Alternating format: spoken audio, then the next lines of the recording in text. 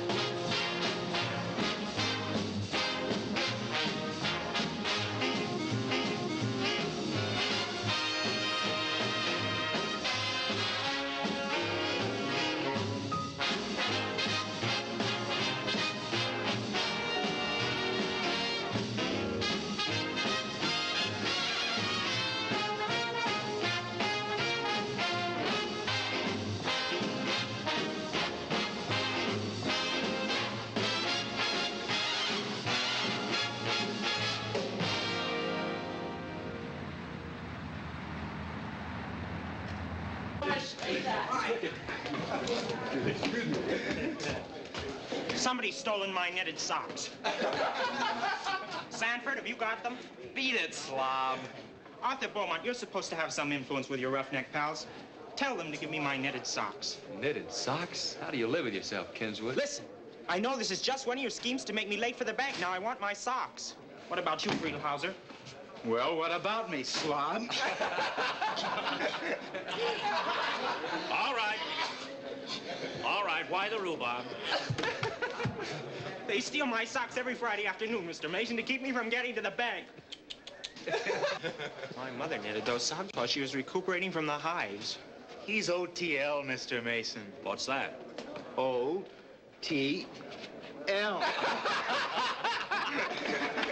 Okay, give him back his socks. Here they are.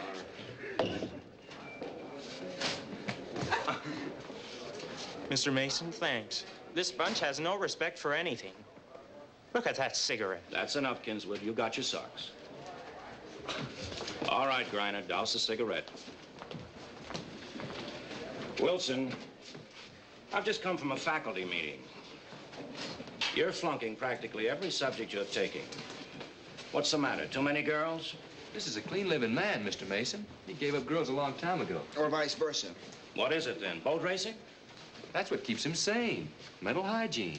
Man, do you realize there are only 3 weeks between now and graduation? Well, that's plenty of time. I'll get by, Mr. Mason. And then again, you may not.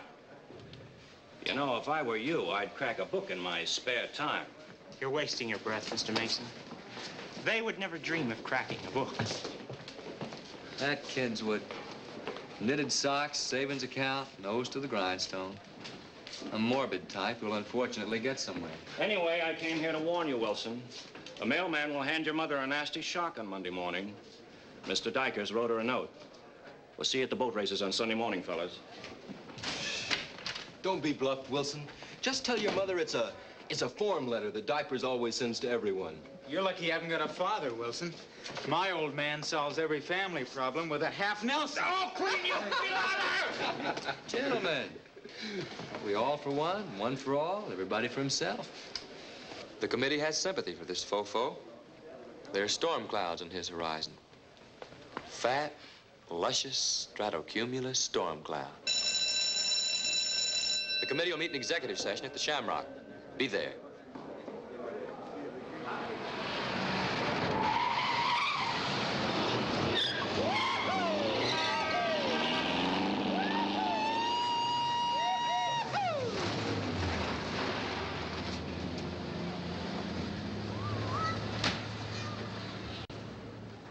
Now, look, if you got personal troubles, Wilson, go hang crepe somewhere else, will you? Yeah, do like the elephants when they're about to die, huh? Who said anything about personal troubles? Softly, gentlemen.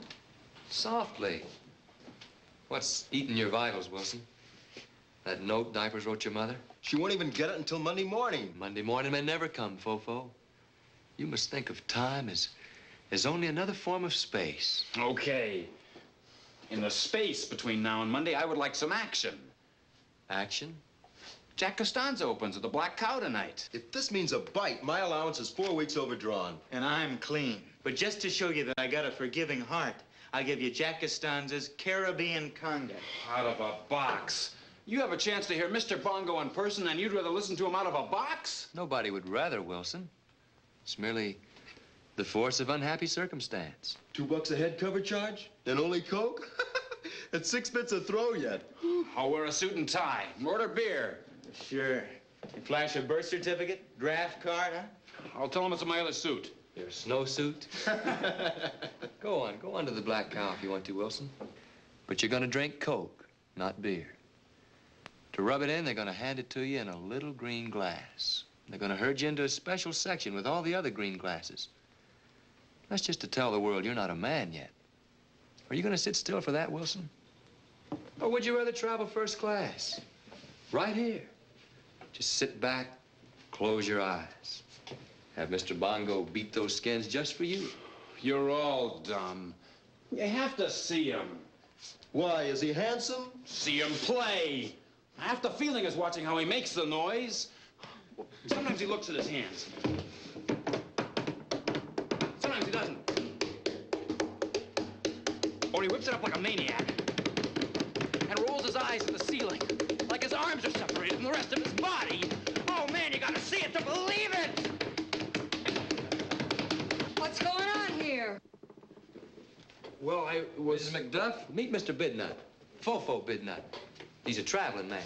Hard candy. Business is excellent, but hotel life makes him miserable. Huh? That noise you heard was Mr. Bidnut beating his chest. Well, I hope you're through being miserable, Mr. Bidnut, or you'll wear the hair off your chest. Smile for the lady, Mr. Bidnut. Sure, you're the man I think you are.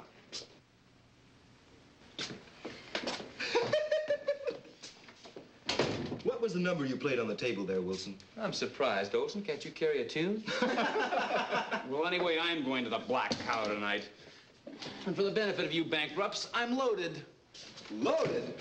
That's right, I got real money. Folding money. You mean you're throwing a party, Wilson? Uh-huh, for two. I've decided to take a girl.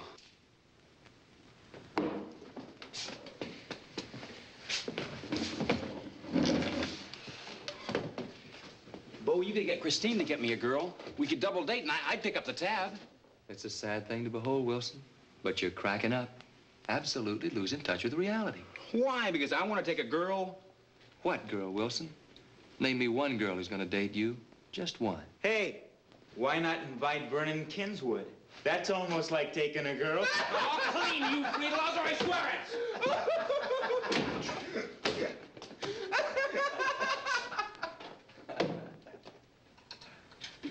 Why don't you go brace Griner? He might have a couple of numbers.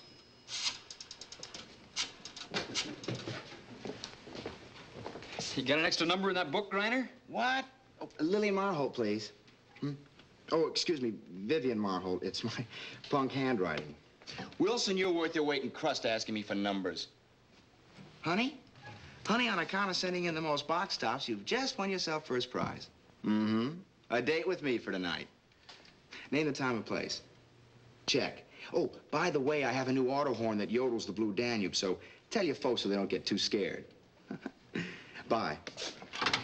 Wilson, I've told you to stop coming around for spare parts anymore. But I fixed you up with 4 different girls, and I'm still living down your reputation. My reputation. Look, get this through your skull. You're OTL with girls. Your technique stinks. Technique.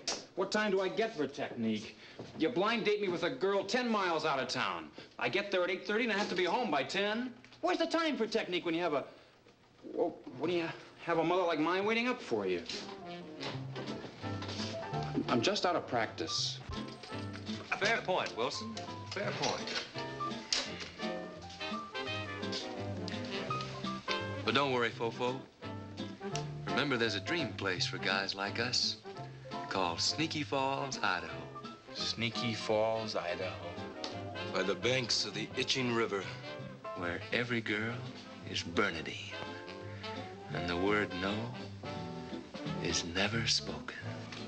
Bernardine. Bernardine. Bernardine. Oh, Bernardine. Oh, oh, oh, oh, Bernardine. I can tell by the dimple on your chin. You're in beautiful shape for the shape you're in. And I'm in shape for Bernardine. Bernardine. Oh, Bernardine. Oh, oh, oh, Bernardine. When you wander into my dreams at night, your remarkable form is a pure delight. I go, go, go for Bernardine. Bernardine, Bernardine. You're a little bit like every girl I've ever seen. All your separate parts are not unknown, but the way you assemble them's all your own, all yours and mine, dear Bernardine. Yours and mine. Oh, Bernardine. Bernardine. Oh, oh, oh, Bernardine. Throw some stuff in a bag and leave us go where the natives ain't heard such a word as no. And I can love my Bernardine. Bernardine. Oh, Bernardine. Bernardine. Oh, oh, oh, Bernardine. Bernardine. Say you'll wait for me out by the rocket base, and we'll both blast off into outer space at oh, oh, oh, oh, Bernardine. Bernardine. Bernardine. Come away with me now in the rocket-propelled machine. We'll come home by the way of the drive-in spa, just a little this side of Shangri-La, and there I'll stay with Bernardine. Bernardine! Bernardine!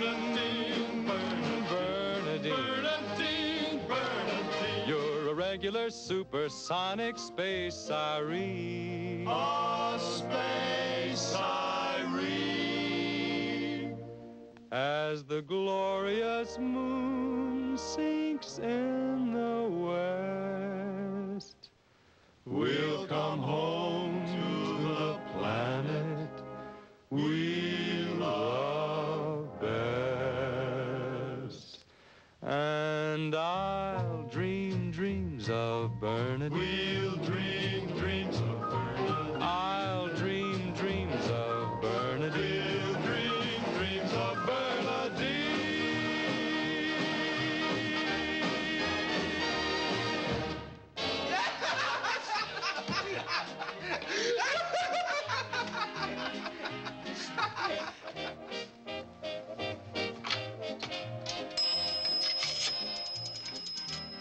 Long distance. Oh, Wilson, you're not pulling that again. We're gonna be in trouble. Look, the phone company warned us. Next time they send over a prowl car and run us in. Oh, no, I'm not gonna get pinched. This date tonight's a real live number. I wouldn't disappoint the darling child for anything in the world. This is Vice Commodore Bidnut of the Shamrock Yacht Club. I want to talk person to person to Sneaky Falls, Idaho. The name? Miss Bernardine Mudd. Mudd with a double D. Yes, Mudd. She's getting the rooting. Must be a new girl. I'll verify that, operator. If you give me your number, I'll call you back. Thank you. Operator 22.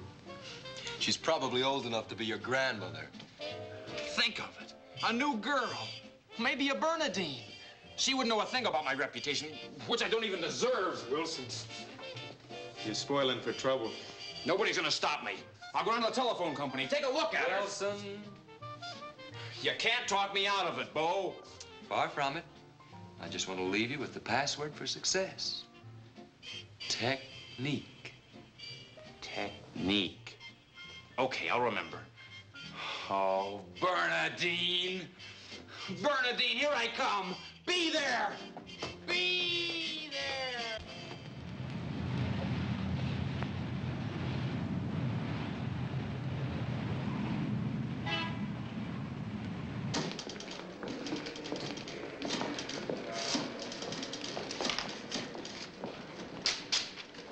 gentleman over there will help you.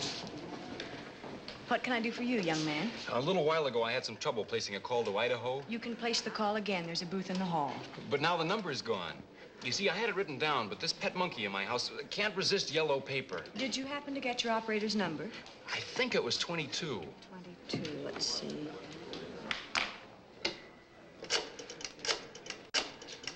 This monkey has made us very unhappy. Mrs. Peabody, would you ask Jean Cantrick to bring in her toll ticket on a call to Idaho? Yes, Mrs. Brown. Thank you. But it's the only thing my father left us. He found a monkey in a rain barrel in the tropics hiding out from the police. A monkey? How peculiar. Yes, but...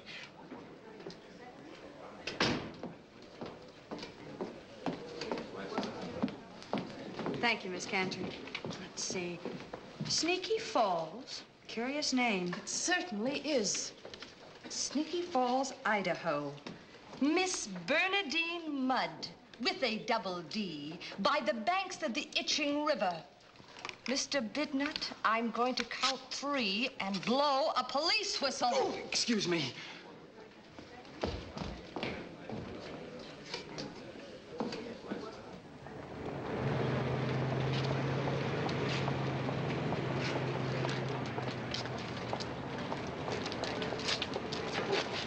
Let me drive you home, Miss Cantrick. My goat is parked right up the street. I'm really a solid guy, Miss Cantrick. Ask Ruby McDuff at the Shamrock or anybody at Wingate High. I can't tell you my life story standing here. We ought to have a chance to sit and talk. Look, there's a bongo deal at the Black Cow tonight. Let me pick you up after dinner. You'll see. I make a different impression when I wear a tie.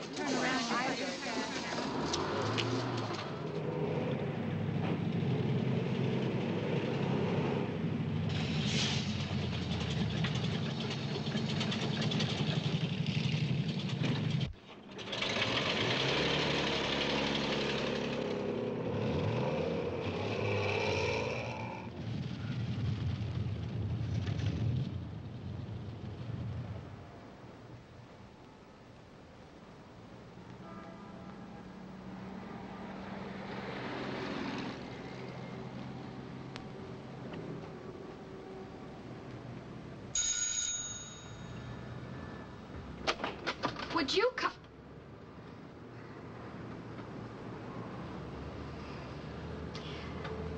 What time is this bongo deal? 8:30. All right, but don't be late.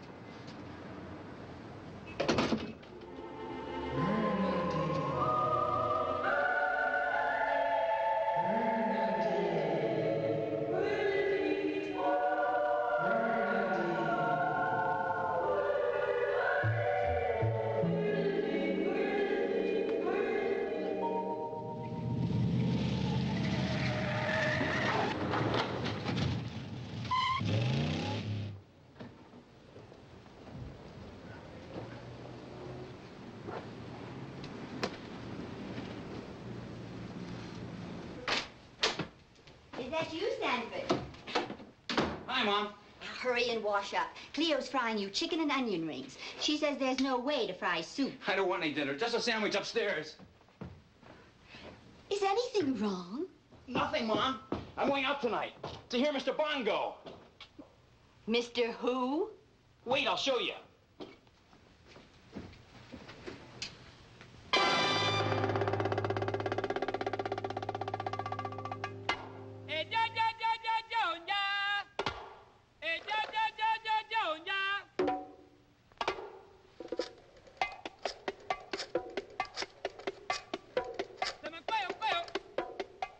Hi, Hilda.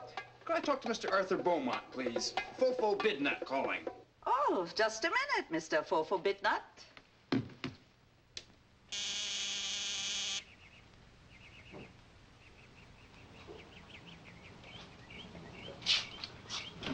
Pilot to Bombardier. Mr. Bombardier, Mr. Fofo Bidnut on the telephone. Light up the runway. I'm coming in. Over.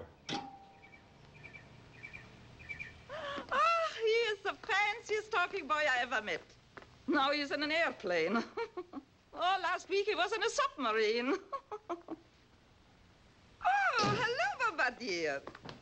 Oh, Arthur, back on those sweet drinks again when your face has been clearing up so nicely. Excuse me, Mom. Wilson's on the phone. Let's have a heart-to-heart talk a little later, huh, darling?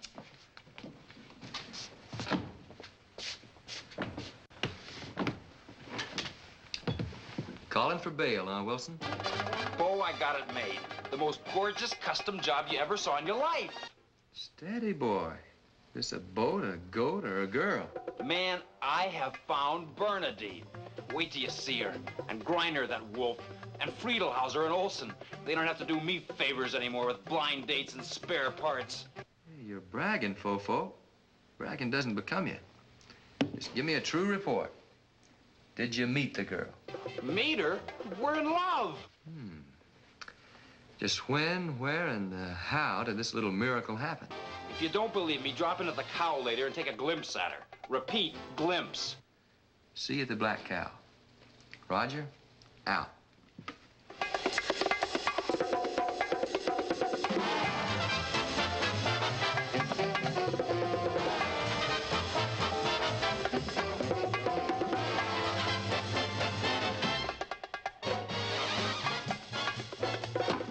Hey, you don't belong here. Why not? Go over with the green glasses, Bob. That's a coarse character. Doesn't matter. I don't drink beer anyway.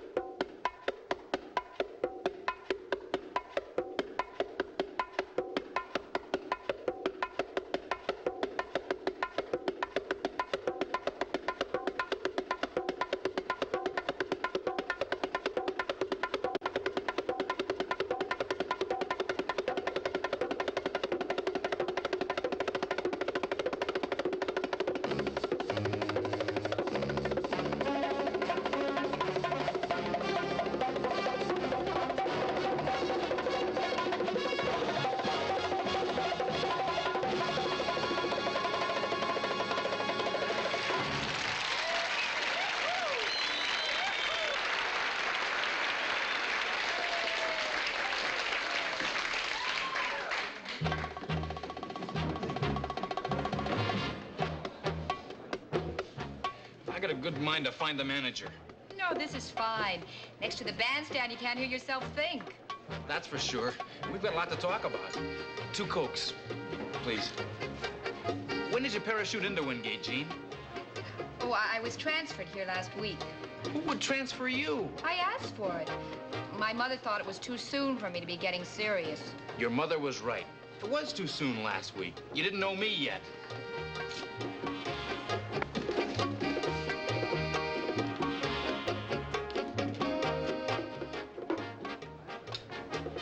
What about Bernardine Mudd in Sneaky Falls? That was you. It was only a dream name till you came along.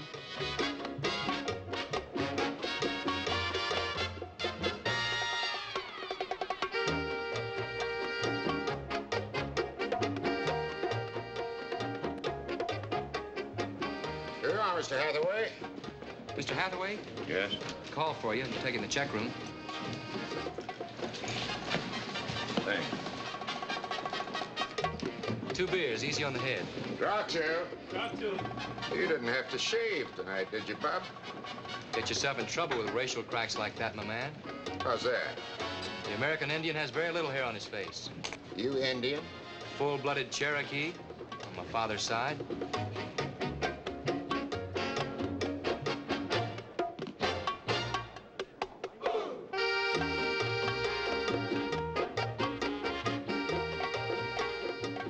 You mean they stuck you back at a poor table like this, Mr. Wilson? I'm sure you'll pardon the snafu, madam.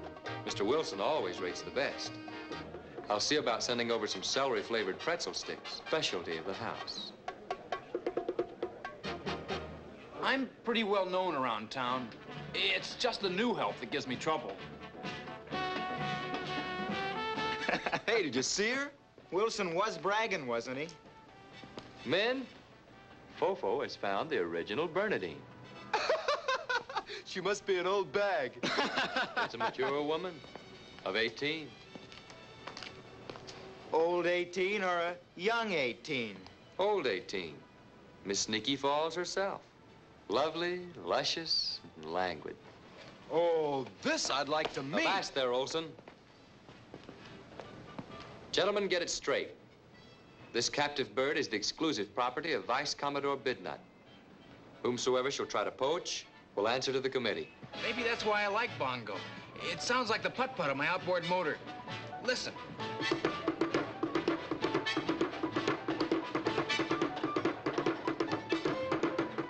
Did Mr. Bongo ask you for help?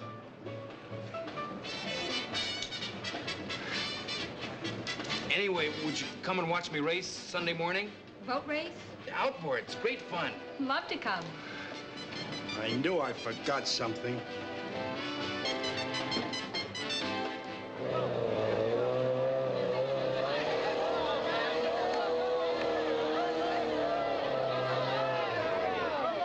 Come on. Honey, you used to be more fleet of foot. Oh, take a deep breath. Who's the princess on Wilson's car? Lovely little thing, isn't it? Holly was driving her nuts with offers. What do you know about her? Uncoil, honey. Purely a parental interest. It belongs to Wilson. Now, why can't you girls look like that? Neat and feminine. Why, you? They're coming up to the starting line.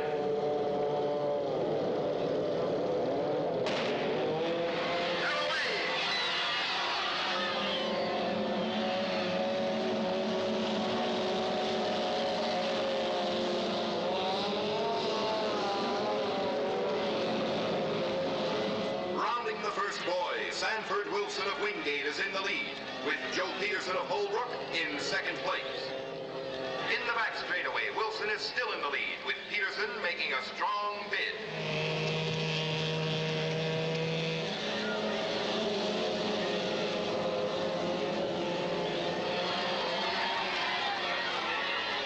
There they come, heading for the second buoy. Wilson continues to hold his lead, but is being pushed hard by Peterson, who is coming up strong on the inside. But it looks like Wilson won't yield. In the back straightaway, Wilson is increasing his lead over Peterson in second position and over John Malone of Riverdale, who has moved up into third place. Wilson is sure trophy hungry, and it looks like he's won himself another one. Look at that Wilson go! And here he comes toward the finish line. Sanford Wilson of Wingate gets the checkered flag, winner of the Class A hydroplane event. In second place, it's Joe Peterson of Holbrook, and in third, it's John Malone of Riverdale. First two boats, report to the inspection area, please.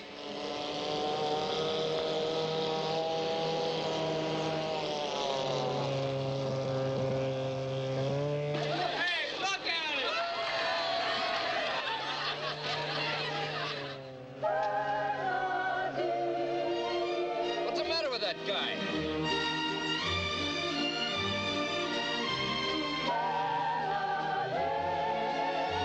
Wilson, come on in. The black flag's out. Return to the pits.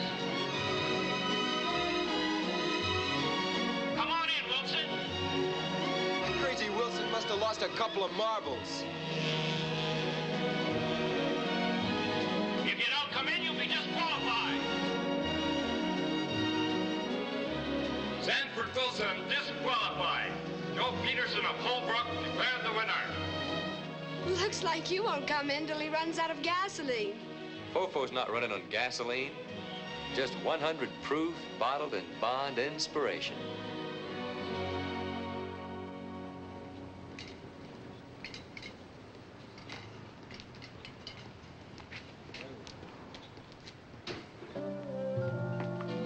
Hear that, Miss Wilson? Yes, soft music for a change. Tell you something else. That boy showered this morning with real water. How odd. I wonder what it all means. It could mean he's in love. Oh, Cleo, how can you? Sanford's only a boy in love with his schoolmates and his boat. Well, we'll see what kind of breakfast he eats. That'll tell.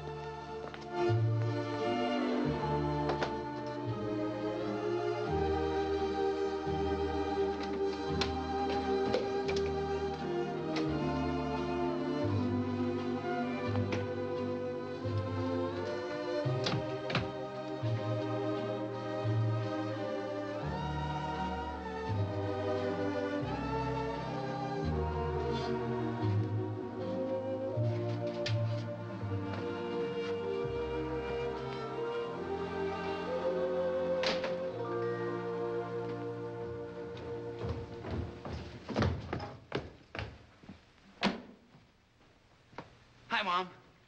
Oh, you didn't dry your hair. Morning, Mr. Bidnut. Hi, Cleo. I'm fixing you bacon and eggs. I'm not hungry. Just coffee, Cleo. I told you, Miss Wilson. This boy's right on the beam. We're having dinner tonight with Phil and Madge Beaumont at the country club. Who's we? Fullerton Weldy and I, and he particularly asked you to come along. Sorry, Mom. I've got a date tonight. A date? With a girl? The most beautiful woman this side of Sneaky Falls, Idaho. Maybe even further. Postman been by. Oh, thanks, Cleo.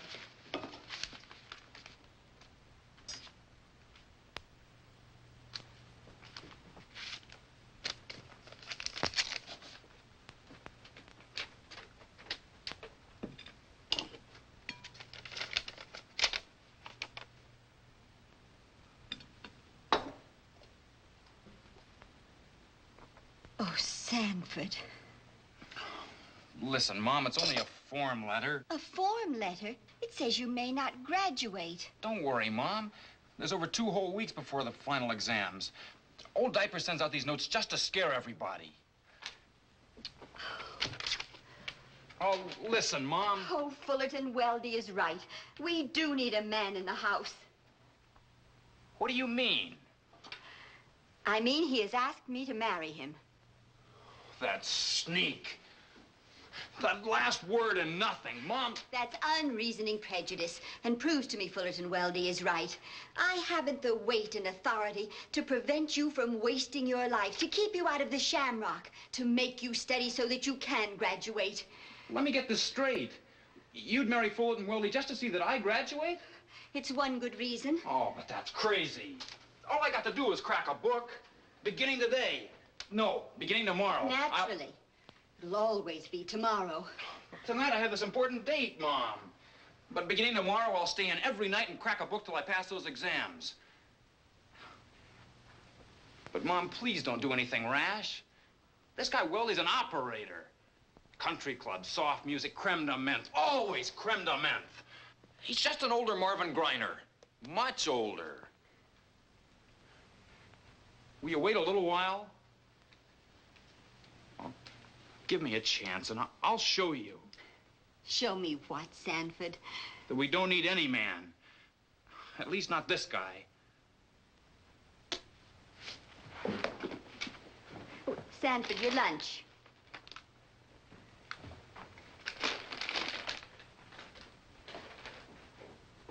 So long, Mom.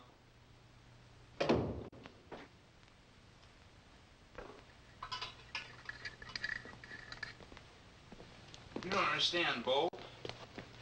Tonight has to be special. And if it isn't... Beat it, slob. But my bullion.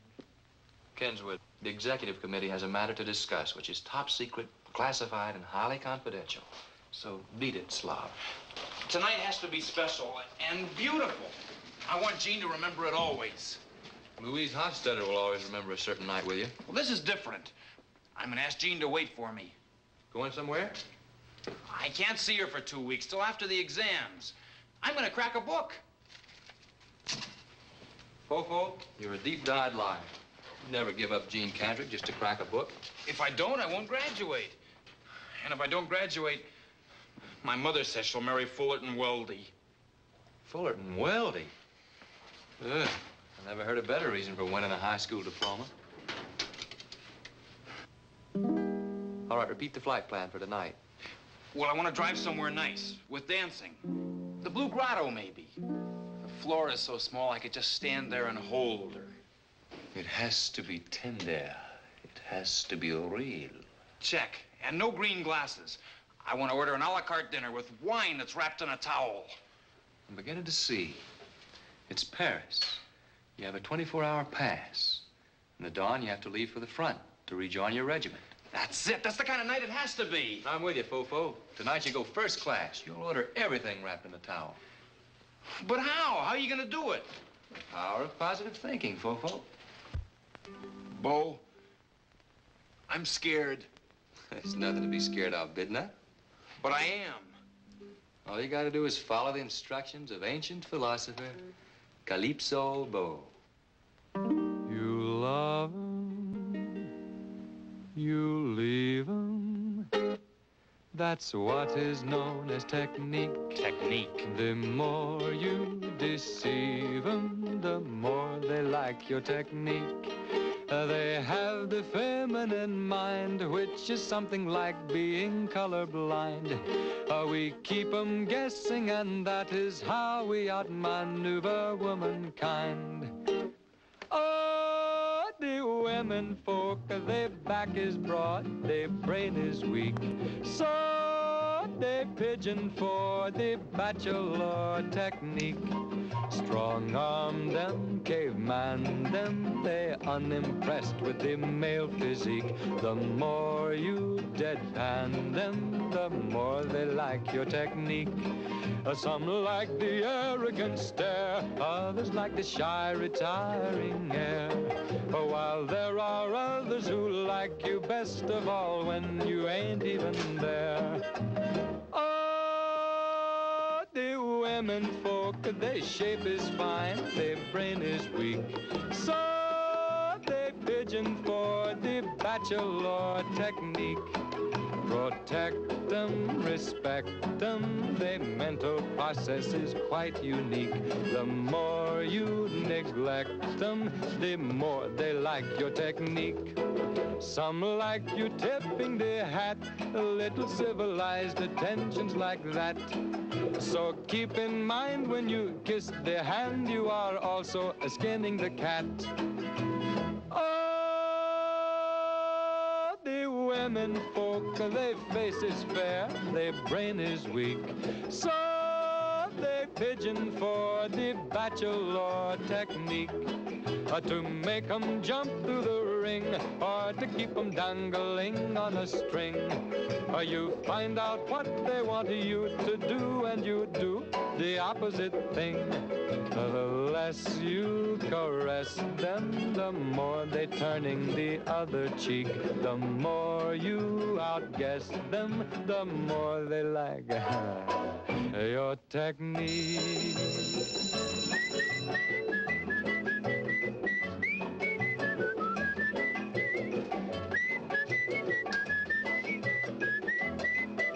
So just remember what I have told you and always keep it in mind.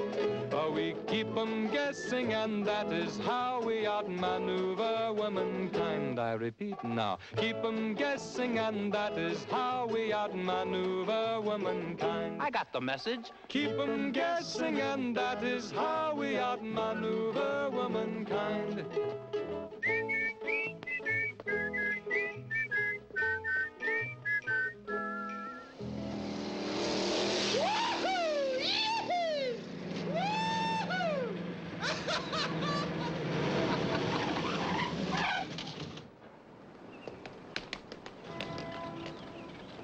It's Bernardine on wheels! It's a guided missile with an atomic warhead. It's a car. It has to be taken off those blocks. Get with it. I'll be back in a minute. Bo, listen, you're crazy to let a wild man like Wilson tool this dreamboat around. Your brother will lay your wig open. My brother's freezing his wig in an Air Force igloo in Alaska. Carry on, men. Get this thing airborne. Yes, Martha. Yes, but, well, I think every symphony program should include at least one number by Bach as a sop to popular taste. Uh-huh. Uh-huh. Yes, well, I'll discuss it with Ruth Wilson at the country club tonight and talk to you tomorrow. Martha Kinswood's hair follicles are infected again. Mom, I had a peculiar dream last night. Hilda warned you about chili and beans late at night. I dreamt that Brother Lee was home on leave. I saw him standing right there in that doorway. Wouldn't it be wonderful? It's been nearly a year. I'm so pleased your brother's in your thoughts. Always, Mom. Always. In fact, I'm so sure he's on his way home that I'd like to do something nice for him as a surprise. Even a little thing, like putting his car in shape. Do you really believe? Take my word, Mom. You know, I've got extrasensory supernuclear perception. You have? Then do it, Arthur, do it. Practically done.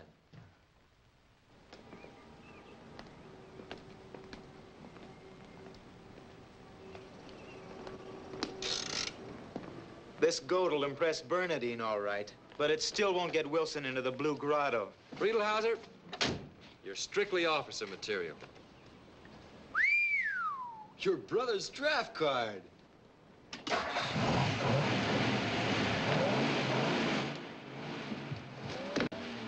What is Arthur doing fooling with Lee's car? It's all right, Phil. I gave him permission because of a supernuclear dream he had last night. Tell me all about it, dear. Don't leave out one syllable. Well, I was talking on the telephone to Martha Kinswood. She was telling me about her hair follicles.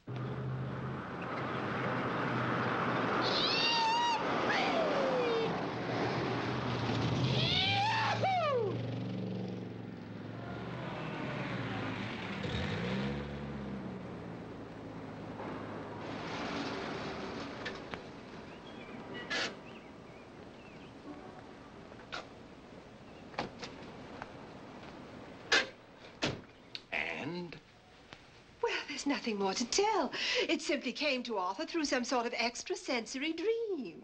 He was absolutely certain that Lee was coming home today.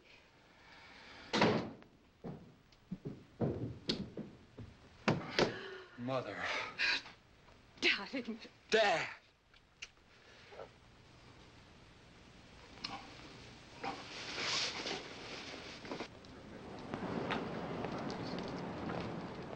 I can just see Jean sitting right there, her hair flying in the wind. It's wasted on him. All he wants is an electric fan to blow her hair. What does that crap mean? Softly, Fofo. Just a reminder to handle yourself right.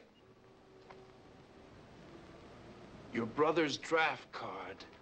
Oh, thanks, Bo. This means the grotto tonight. And I'll treat this goat like it was Jean herself.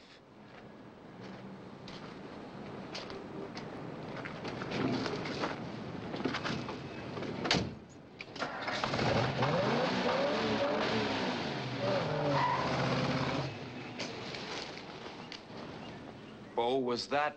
My father's #1 son, the rightful heir. Came home on a wing and a dream.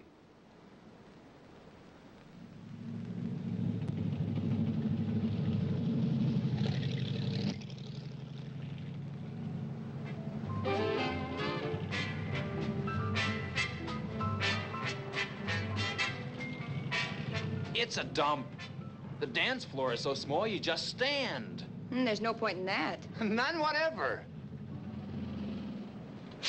All these was without, right? All without, check. Thanks a lot, pal. A good place. They raise their own meat.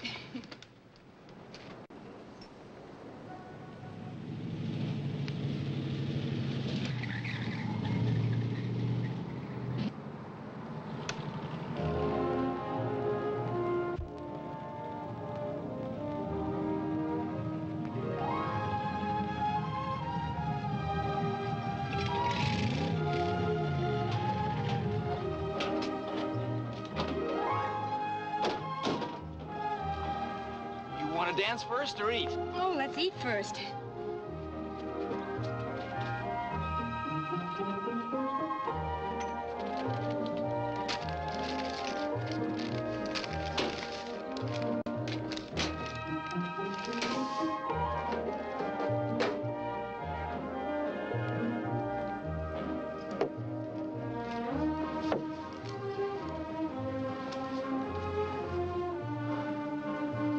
Aren't you eating? never again. Are you looking for something? No, nothing. Technique, Fofo. Technique. Sure, I'll remember. Remember what? Nothing. Nothing. You know, you're very beautiful. Even eating. Thank you, Stanford. When you get through, we'll talk. Go ahead, I can listen. First off, before I explain the reason, I'll ask you for a picture that I can keep. I know it's a big favor, but... That's no favor, Stanford. I'm flattered. Are you always prepared like this? I took them in a machine at the bus station back home. Somebody wanted one.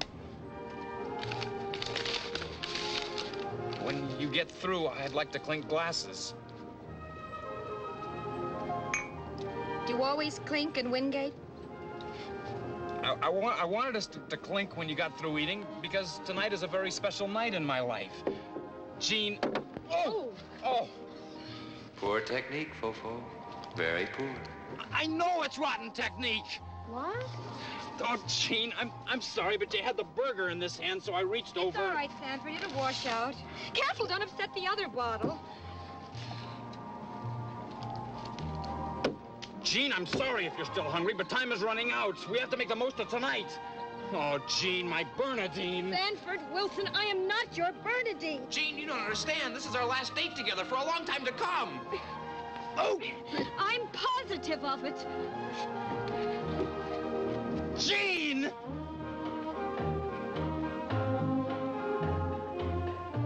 Fofo, Griner was right. When it comes to women, you're strictly OTL.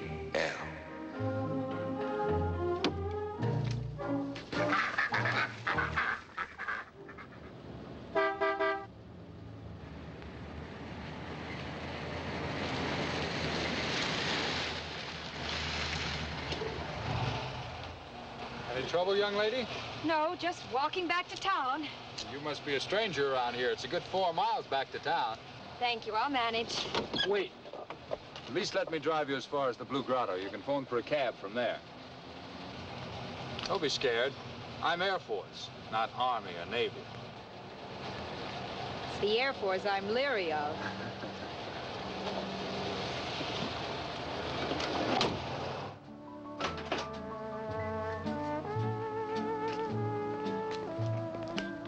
Sorry, Lieutenant. No cab yet. That's okay. Miss Cantrick is not in a hurry.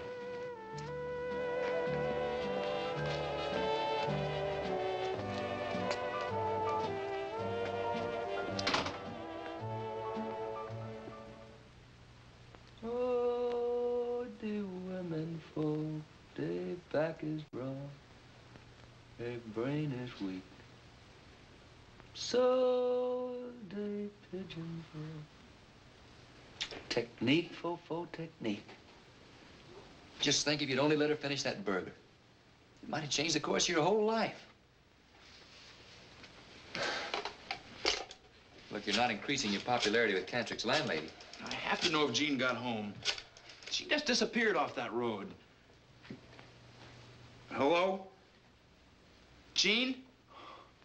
Jean, I've been calling all night. I had to know you were safe. Jean, listen, I never got a chance to explain. It isn't necessary? Well, that's good. Thanks, Jean. And, Jean, I have to lock myself up and study for the next 2 weeks, or I won't pass my final exams. Now, this is what I was going to ask you. If you would wait for me the 2 weeks while I'm studying.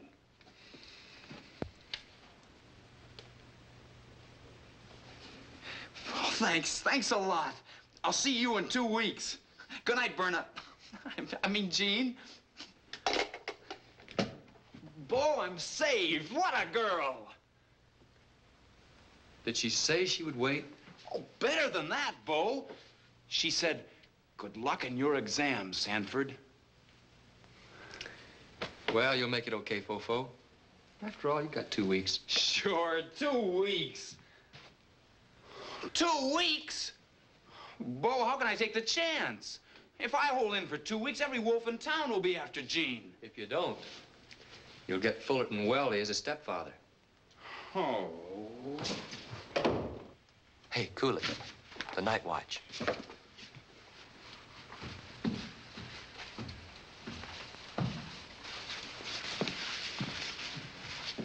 Oh, Sanford, how nice. Have you boys been studying together? Brushing up on psychology, Mom. Hello, Sanford.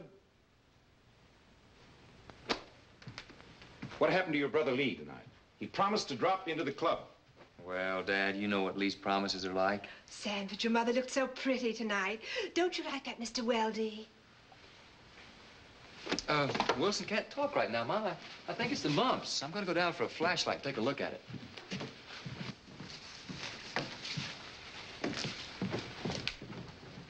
Is Arthur qualified to diagnose a case of mumps? That type, yes.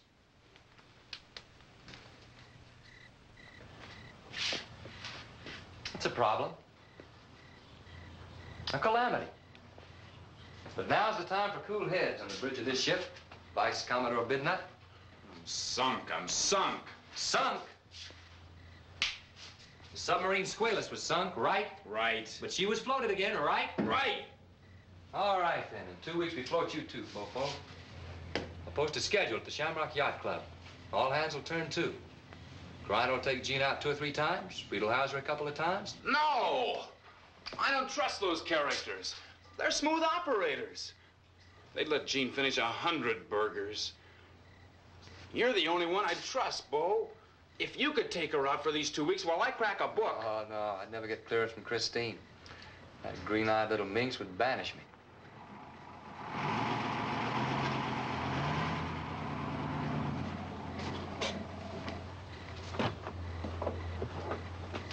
Evening, Lieutenant. Your poor parents waited for you at the country club. Well, no doubt you were consorting with some low female character.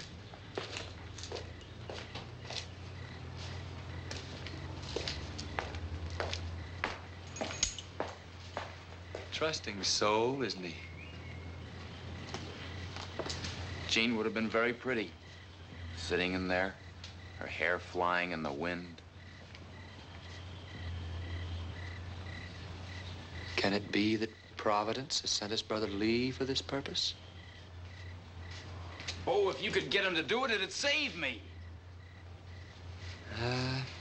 Langley Philip Beaumont's done me only one favor in his whole life. When he left home to join the service. You could try, couldn't you? I have small hope. But I'll tackle him at breakfast, let you know on the Jungle Telegraph. Oh, Bo, you're the only friend I have. Well, you know I'd do anything for you, Fofo. After all, you are the best #1 boy in all Africa. Now go on home, start cracking a book. Remember what Confucius say. Him who lose diploma win Fullerton Welde.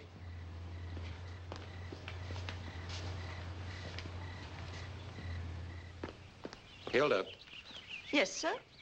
put these on Mrs. Beaumont's breakfast tray. These women will spend $1,000 on a banquet to raise $200 for the Children's Hospital. Morning, Dad. Morning. Well, it's a long time since I had breakfast with both my sons. What's the idea of switching the hot and cold faucets in the shower? I switch them once a week. Keeps them from rusting. And the mat was rolled up so I'd trip over it. He booby-trapped the whole bathroom. Arthur, what's the idea of these pranks? Pranks? That's a criminal mentality. Dad, Lee, please. This constant family bickering's bound to leave me with a psychic malformation. How's that? It's right here in Dr. Hersey's health column. I happened to read that column. Dr. Hersey was talking about infants. Well, let's not quibble. These are a precious 2 weeks for Lee. He ought to have a glorious time. Any contributions to make? I certainly have. I can swing it for him. This'll be good. Arthur about to do me a favor. There's a doll of rare beauty in this town I can date for you, Brother Lee. Conversationally, she's a bit limited, but she'll look great in your car. You'll be proud to show her off anywhere. Huh, a rare beauty on the loose that nobody wants.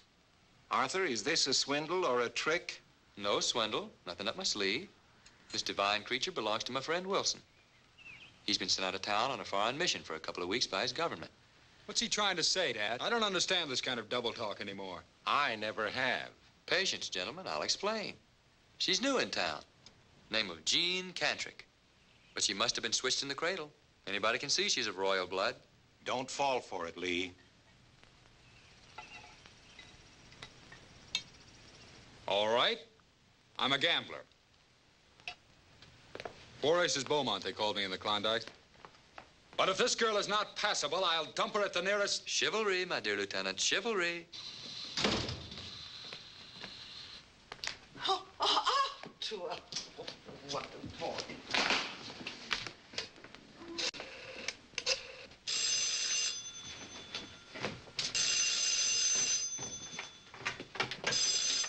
Hello. Fofo, Langley Philip Beaumont has just dropped through the elephant trap. Yeah. When he finishes trumpeting, I'll call that princess of yours and fix it up for the Blue Grotto tonight. I don't know where you get this kind of luck. Bo, you're a real friend. Now I can buck those exams and know that Jean's in safe hands. See you in the cell block.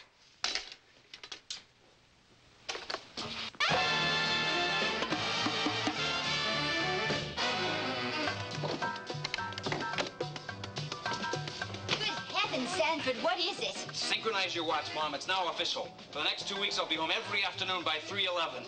Don't worry, those exams are in the bag.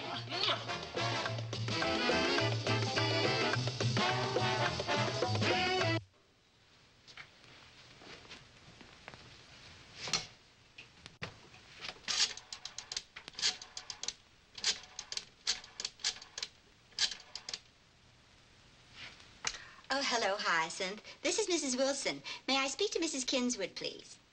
Thank you. Oh, Martha.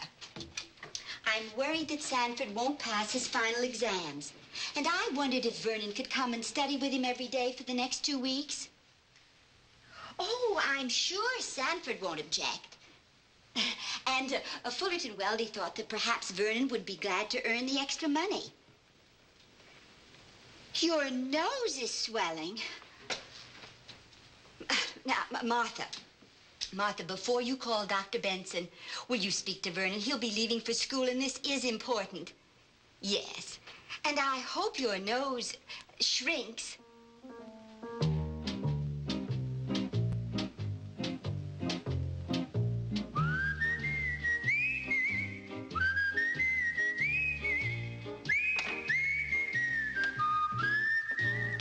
On a day like today, we pass the time away, writing love letters in the sand.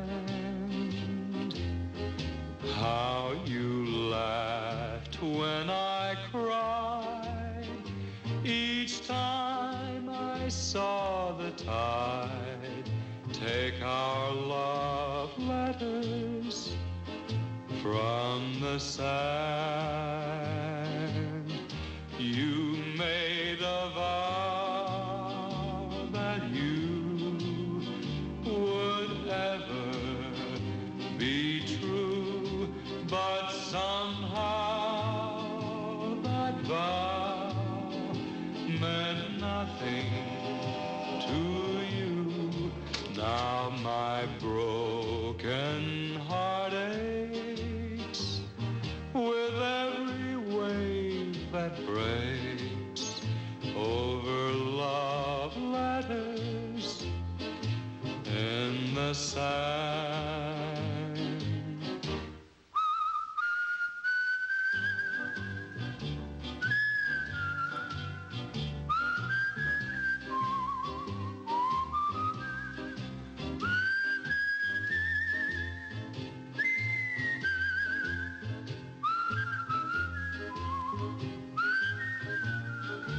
Now my broken heart aches with every wave that breaks over love letters in the sand.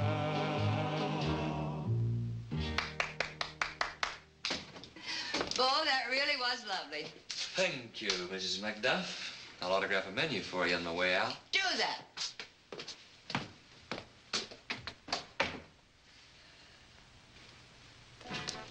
Don't interrupt Vernon and Sanford, Cleo, but whenever they turn that thing off, please take this up. If they get in a fight again, do you expect me to intermediate? Oh, that's all over now. The boys are the best of friends. I hope so. Vernon's face is just about getting healed. That was just a little youthful ebullience. Bullions? I thought Sanford just smacked him. There's Mr. Weldy. Good night, Cleo. Good night.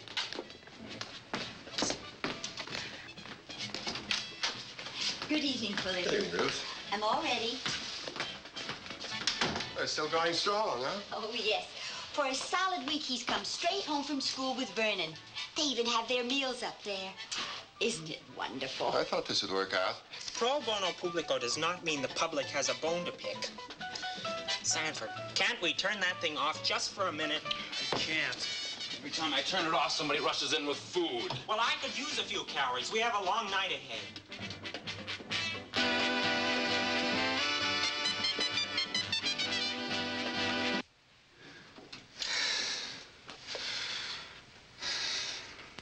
The halfway mark, Bernardine.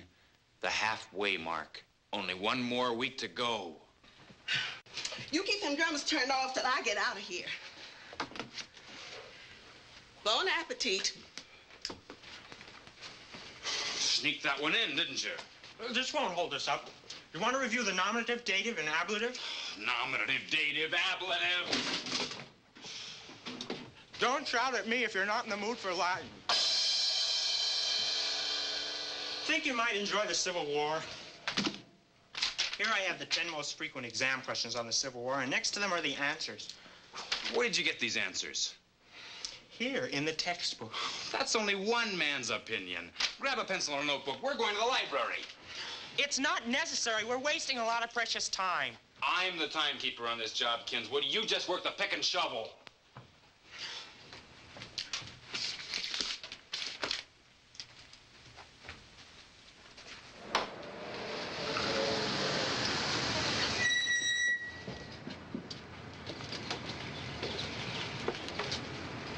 Slob, check out the whole Civil War. And don't be gabby. Get it down on one sheet of paper. Well, where are you going? I'll be back before curfew.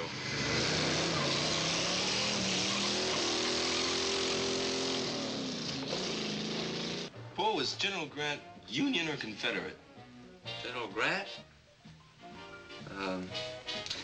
General Grant had a big heart that encompassed both sides in that unfortunate civil strife.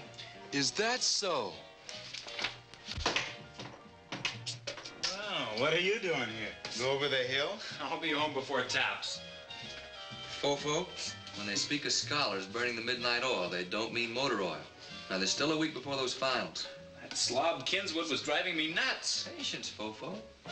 Remember, Kinswood has that type of shallow mind that's great for exams. What have you done with the body? I parked it at the library.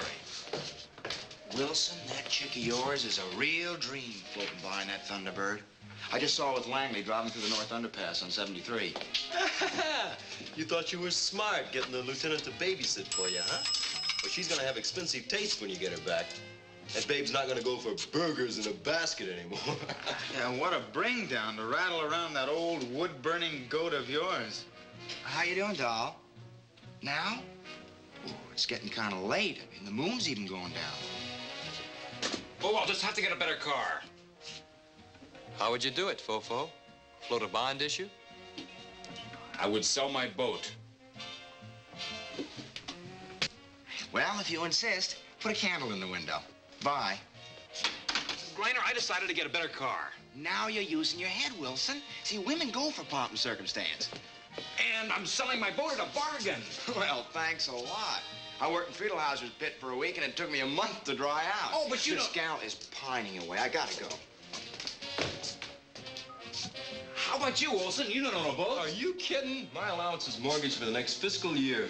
You guys all know what wonderful condition my rig is in. Maybe you could form a syndicate. I thought you'd be here, Sanford. The library was closed. I didn't have a cent to phone or take the bus. I had to walk. What are you doing here, slob? This is off limits for you. Don't flatter yourselves. I'd want to hang around you guys. I wouldn't lower myself. Listen, Kinswood, none of your cracks to my friends, see? Oh, I wouldn't even step inside this place. If my mother hadn't promised your mother Kinswood. We all appreciate what you're doing for Wilson. Come in. Look around. You haven't seen our clubroom before, have you? It's not much, I must say. Looks dirty. Now, material comforts are trivial, Kinswood. More important are the abiding friendships that have been sealed in this room. I've never rejected any sincere overtures of friendship. A drink for Kinswood, gentlemen. We'll sit down and talk this over. Well, I guess lasting friendships are more important than a little dirt. Kinswood, you've hit upon the motto of the Shamrock Yacht Club. Friendship before dirt. This man is amazing. Thank you. Thank you. Don't mention it. We have a special little fund for entertaining prospective members. Now, gentlemen, our friend Vernon Kinswood here has a personality problem. We're here to find out what it is. Now, I make a motion we desist calling him Slob, and that motion is carried unanimously. Kinswood, you are not a slob any longer. Fellas, I appreciate that. I've tried not to show my feelings, but it's not very pleasant to be called a slob. Well, now, those dark days are over. The next step is positive integration against negative segregation. Every Shamrock has to be a specialist. Now, Wilson here, he's a great boat operator. Griner, he's a great operator with the girls. Now, since you don't care much for girls, your classification will be boat owner.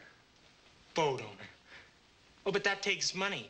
I told you I had to walk You over mean you here. don't have any money in your pants pocket right now, or you don't have any money in that bank where you visit every Friday afternoon? Well, I do have some savings for a rainy day. Not very much. We speak of abiding friendships, and this man talks about rainy days. Kinswood, I'm disappointed. Well, forget it, Bo. I wouldn't consider selling it for under $800 anyway. I bid 600. 6.5. 7. So, Kinswood, get yourself measured for a yachting cap. What did I get into? I can't even drive a car. Oh, and now Wilson's eminently qualified to teach you how to drive. Well, you'll be in top form when you compete at Spoon Lake. You know, Kinswood, this is a solemn moment. You've just become the proud owner of Bernardine Mudd II, with all the fiefs, fifes, and emoluments appertaining thereto. Men, shake hands with the new brother Shamrock.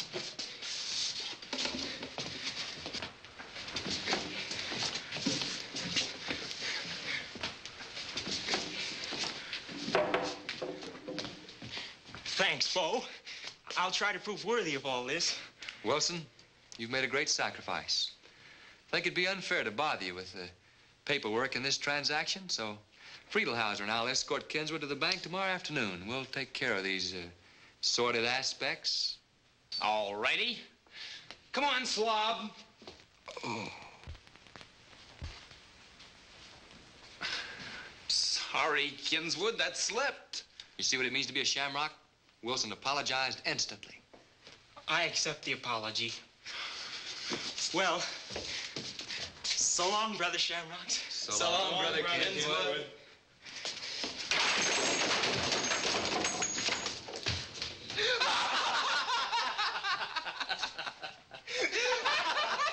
Did you see?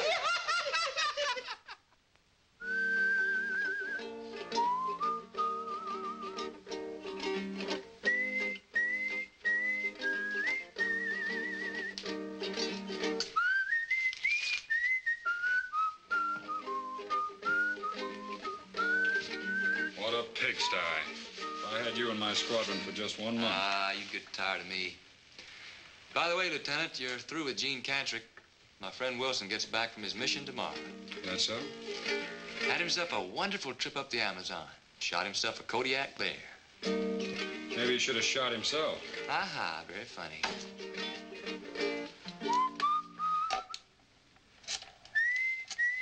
Robert E. Lee was not a steamboat. At least not at first. Wingate Monastery. Brother Wilson speaking. How's it going, Fofo? Pretty rugged, huh? Well, chin up, old fella. Tomorrow's the end. I just fired Lieutenant Langley Philip Beaumont. See you in the morning. Oh, and remember, nothing but black coffee. Listen, you've kept me starving all week. Why can you eat and I can't? Got a different metabolism, Fofo. I got a bigger thyroid gland.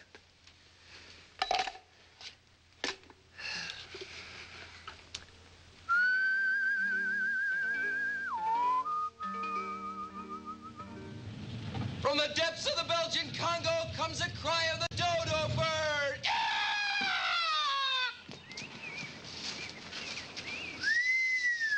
Sneaky job.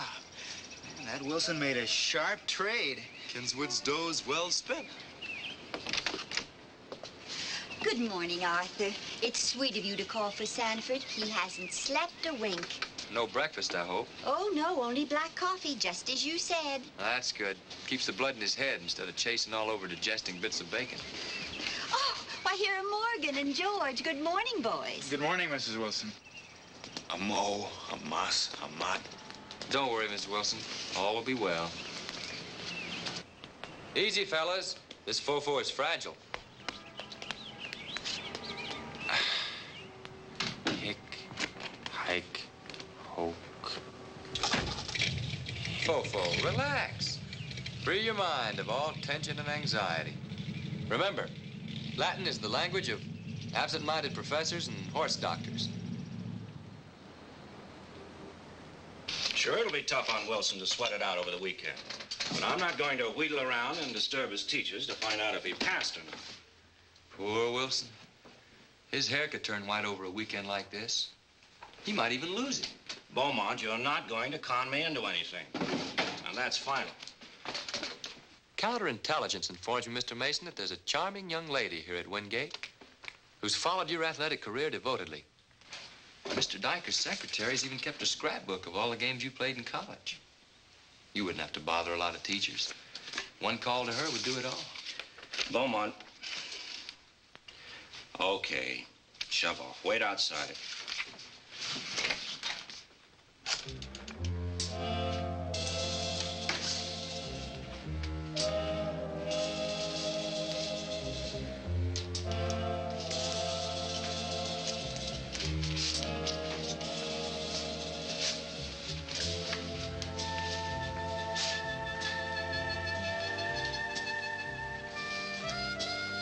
Feeling any pain, Vice Commodore?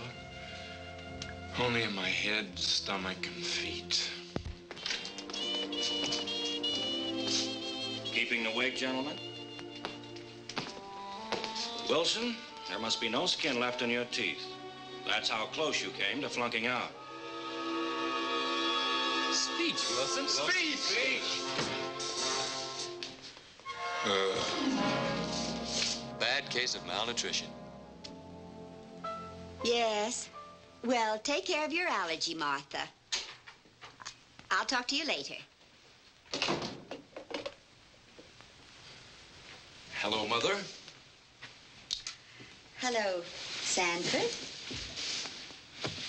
Mom, what if it turns out Monday that I flunked?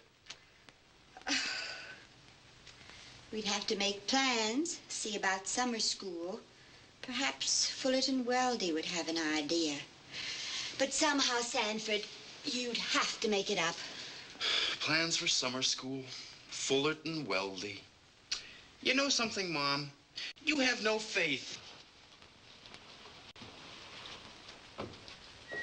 But have you heard anything about the exams?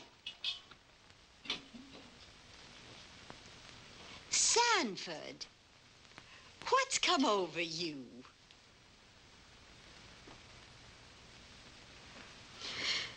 It's crazy. It's wild.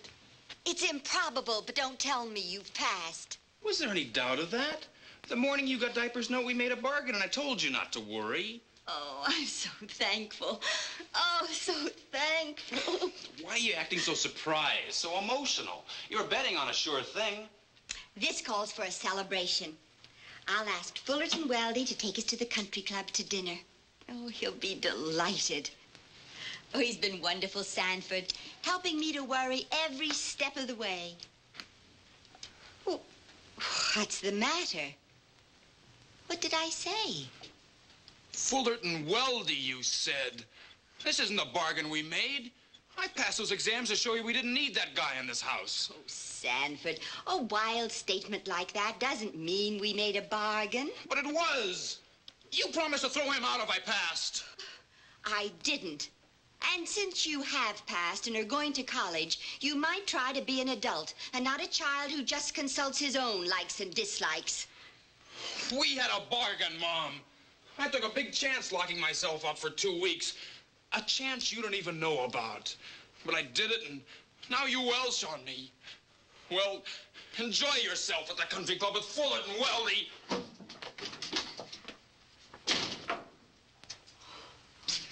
Tonight, Christine, my honey, we dine in style. Wilson's troubles are over, so we can make up for lost time. Might even drive over to Holbrook, have some unplucked pheasant on ice. I'm not paying for the gasoline. Gasoline, tanks loaded. Siphoned it out of Brother Langley's T-bird with my own soft little hands. Langley's brother Bo was a thief.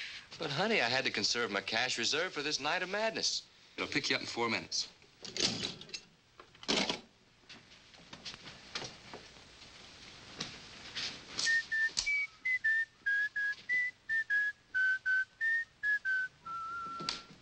Arthur! Come in here a minute.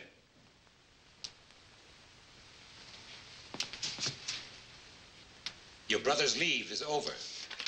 His orders for Hawaii. Don't cry, Mom. You won't be gone more than 5 years. He's the type who'll enjoy those pineapples and grass skirts. I don't know about the pineapples, but Lee has definite ideas about skirts. He just told us he's got one all picked out. Drink, Arthur? A drink for Arthur. Why, no.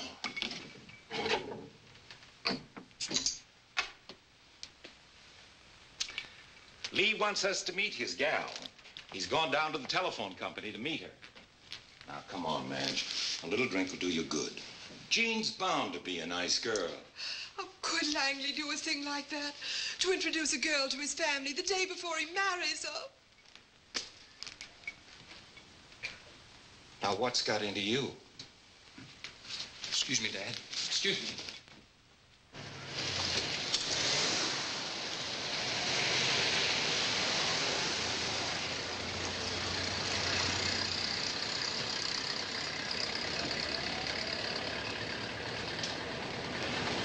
Jean!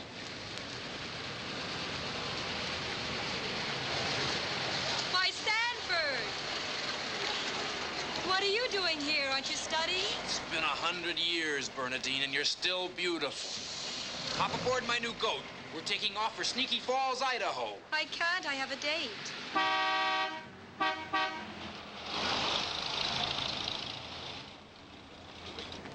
What's he doing here? He's my date. Nice seeing you, Sanford.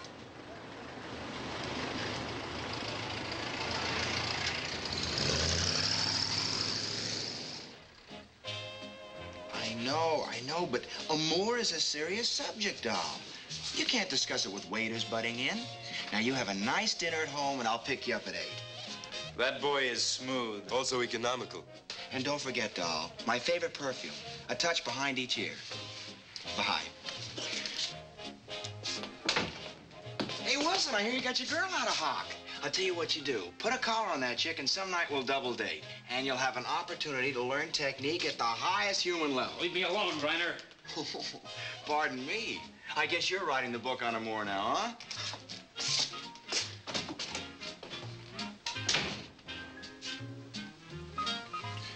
Bo, did you say you fired the lieutenant last night? That's right, Fofo. He was fired last night.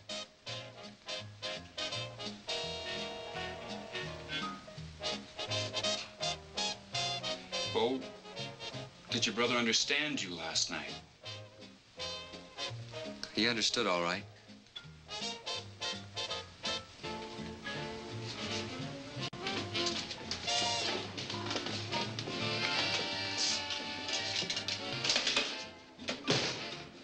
What's the beef now, Wilson? You squeezed through school, you got your girl back. Can't you stand prosperity?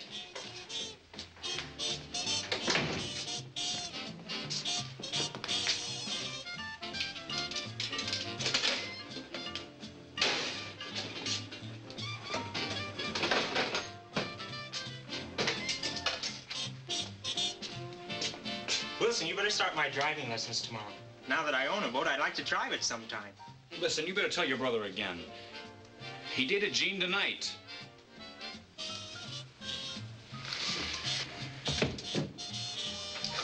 Fellas, I hate to be a pest, but I have a big investment in that boat.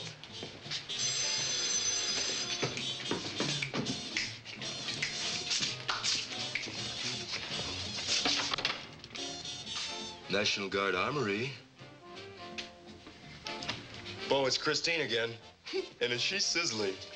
Tell her the date's off. I can't see her tonight. Sorry, Christine. Bo's hung up someplace over the Himalayas, and we've lost radio contact with him. Okay. I'll make a note of it and give him a carbon copy. She says she's changing wavelengths, and after tonight, no radio contact at all. Bo, I'm in no mood to be pushed around. Jean Kentrick is my girl, and your brother's got to be told the facts of life.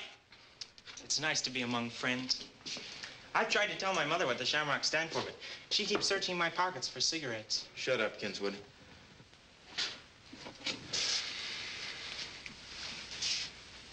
Fofo, the lieutenant's gonna marry Jean Cantrick. That's a twist.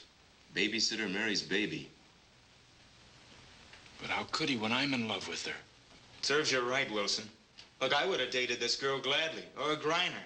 But you wouldn't trust your friends. You had to get outside talent. But I didn't get outside talent.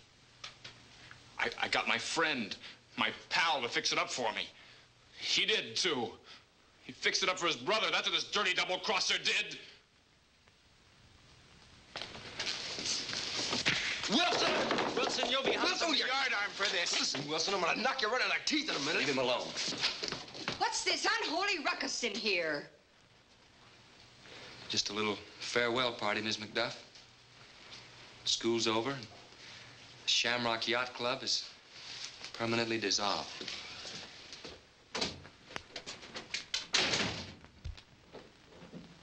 What did he say? We're signing off.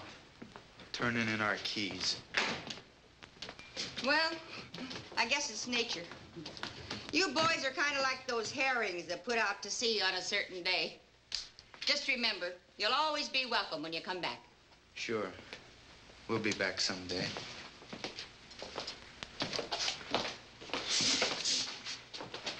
Well, so long, Mrs. McDuff. Thanks for everything. See you. See ya.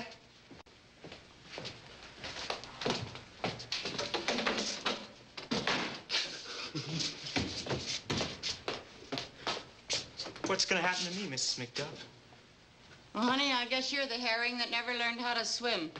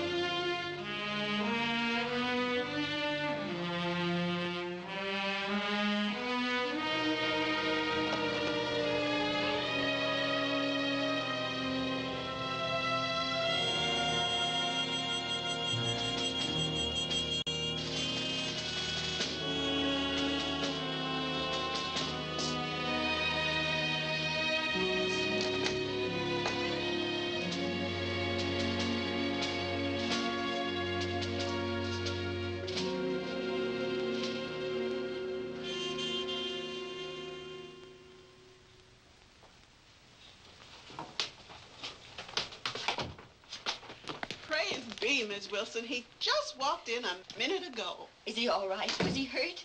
He ain't hurt, but he's powerful upset.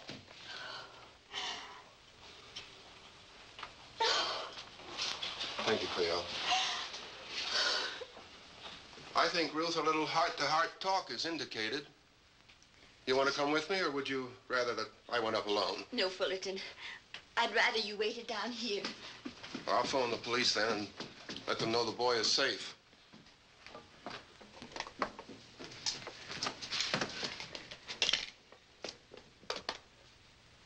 Sanford, what does this mean?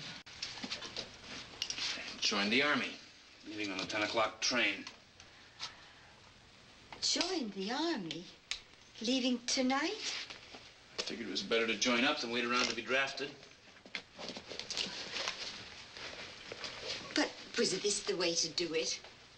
This is a big decision in your life. Couldn't you have come and discussed it with me first?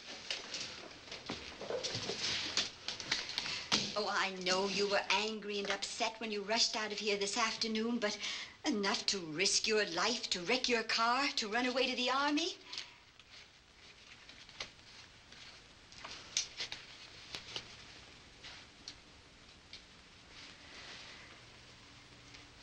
All right. I won't marry Fullerton Weldy. Weldy? I don't care about that anymore. Then what am I to think? I know your only other problem was getting through school, and that's come out all right.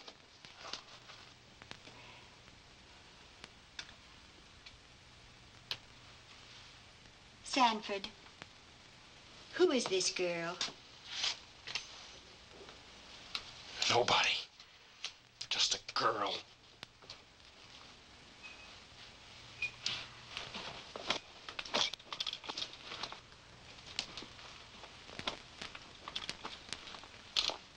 I'll wait for you downstairs.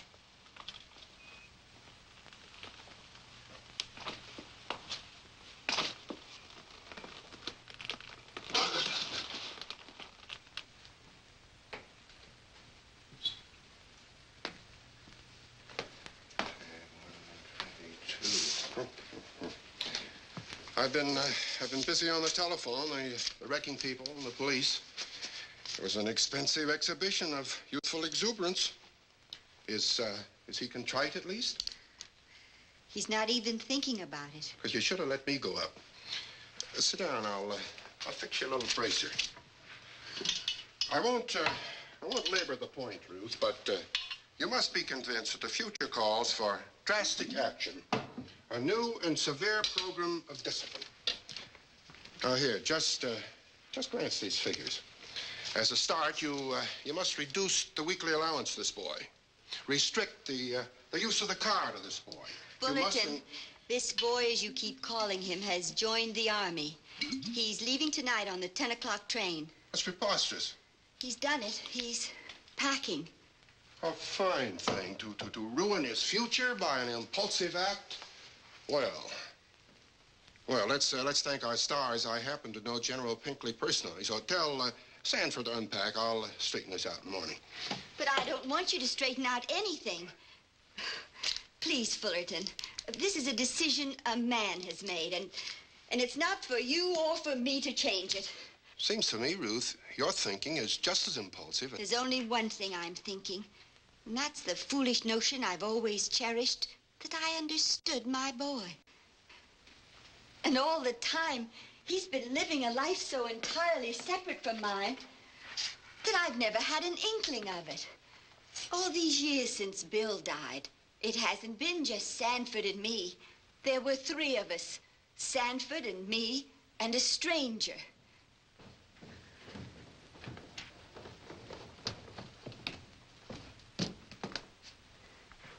See that? There's the stranger who's been living with us. Ruth, that's pretty far-fetched, isn't it? Not at all. What's happened to me is bound to happen to Madge Beaumont and Martha Kinswood and to all mothers the wide world over. One day, they'll meet that stranger, too. We mothers think there's nothing in creation good enough for our sons. Nothing and no one. We don't want them to live the way we've lived, love the way we've loved, or die the way we'll die. And we go about it with balance sheets, petty punishments, and restrictions until one day, like now, their Halloween world collapses.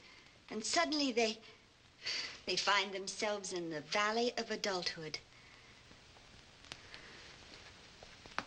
That sounds like a rejection of me as well as my principles.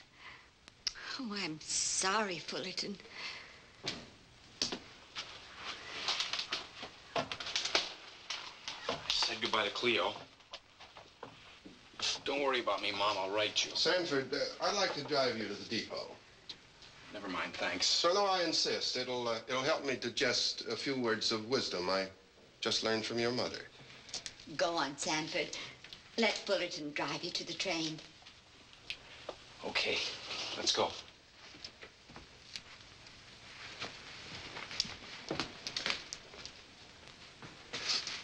Take care of yourself, Mom.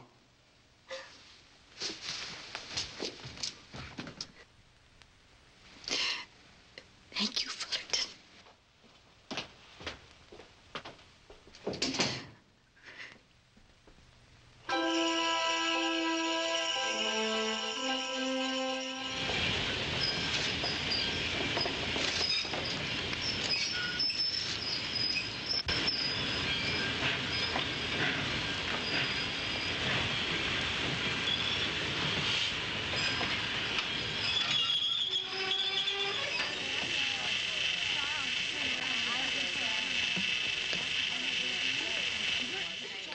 To us, the only ones that count in this one-horse town.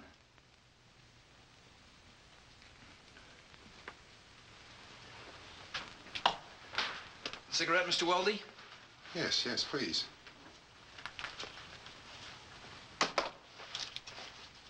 Oh, thank you, Sanford.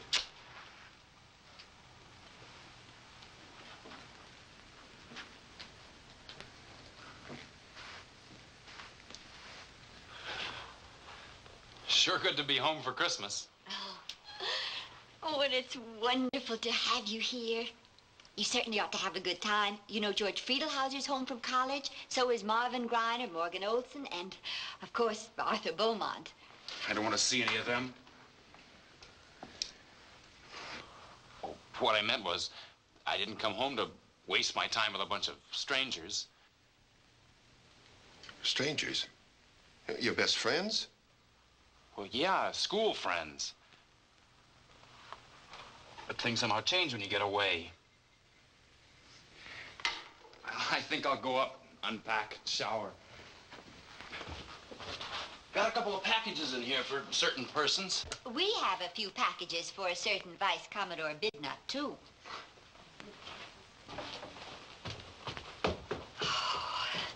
I hope your surprise works, Fullerton. It'll work, my dear. Don't worry now. It'll work.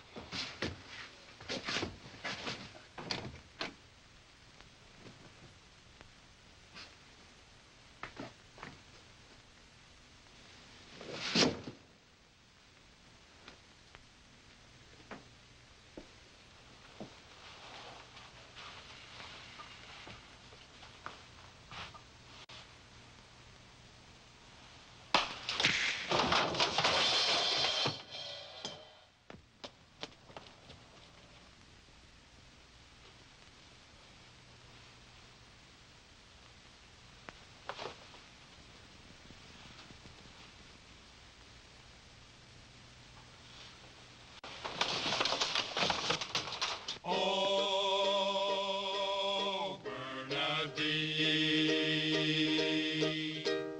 Oh, Bernardine.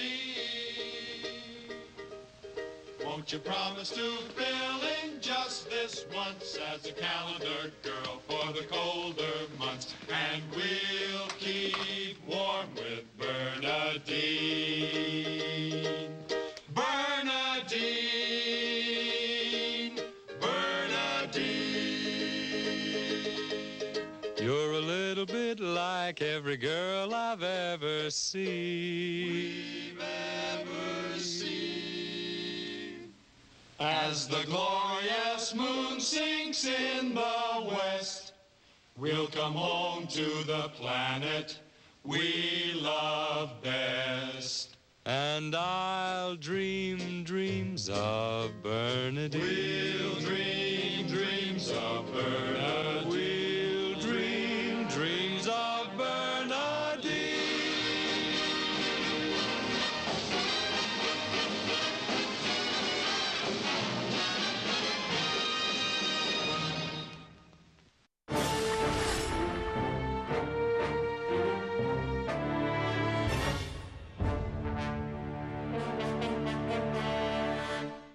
Do you really think you have a chance against us, Mr. Cowboy? Yippee-ki-yay, mother.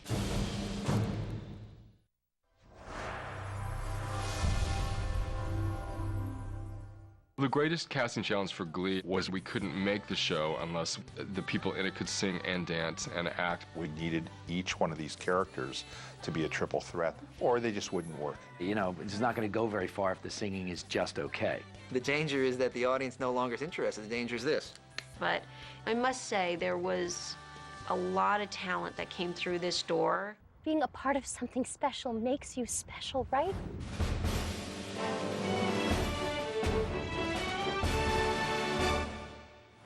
My name is Ryan Murphy. I'm one of the executive producers and creators of Glee.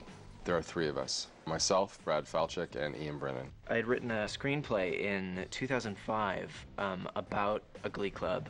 I read it and I thought, well, I don't think that this subject material is necessarily a movie, but let's do it as a TV show. Glee is the story of the worst Glee club, probably in the history of Ohio, and its rise to greatness. The Glee Club is just completely the outcasts, and I prefer that they're the underdogs. So the show is about how do these disparate sort of groups of people come together to form a collective. Big smiles. I also created a television show called Nip Tuck. So I have a television deal with 20th Century Fox Television Studios, which is run by Dana Walden and Gary Newman. I said, I have this idea, the network that gave you American Idol, in a dramatic comedic form. The jaws dropped a little bit because, well, the idea of a musical on television, it just has rarely been done and almost never successfully. But he pitched with such specificity and originality that immediately we felt we were onto something special. Ryan thought it could be something other than just another series, and we were instantly taken with it. And we then, together with Ryan, went over to pitch Kevin Riley. I had worked with Ryan Murphy at FX many years ago. Ryan pitched Nip Tuck to me, and the second he pitched that, it had a little spark in his eye, and I just thought if he gets that on film, we've got something special, and he did. And I saw that same spark again when he pitched Glee. He heard it and was like, well, it sounds really great and really bizarre, and it kind of has to thread through the head of a needle or something. This whole project is threading a needle. First of all, when you're dealing with music on television, there's not a long, rich history. This is not a cop show. There's not a long, rich history of these things working. I think that's the distinction between doing a musical or doing a comedy with music. This is not something that characters spontaneously break out into song. They sing in an organic setting in a Glee Club setting. And it is very sweet, and yet it is snarky. So that is threading the needle. Kevin said, go and write it as quickly as you can. You know, we are completely on board, and let's get going. It's genius. This particular show was obviously, its total success depended on finding people who could sing, and if we didn't, there would be no show. You lose the authenticity of the show if you have people up there who can't sing. It just wouldn't work. The greatest casting challenge for Glee is, you know, in show business, there's a term called the triple threat, which means you can sing and dance and act. And finding people who are triple threats are incredibly rare. If you can't find people that can do that, you have things that are either flat or that miss the mark, or you have characters that have the snark, but you don't really want them to succeed. If we don't find the right actors, then we just can't make it. Unless we had been blessed into finding the cast that we had, we would not have moved forward. I'd like to take over Glee Club. You want to captain the Titanic, too? The auditions actually took place in the exact room that we're sitting in right now. I've never really sat there and had people come in and sing. And you know what? It was the most fun casting process I've ever been through. Casting sessions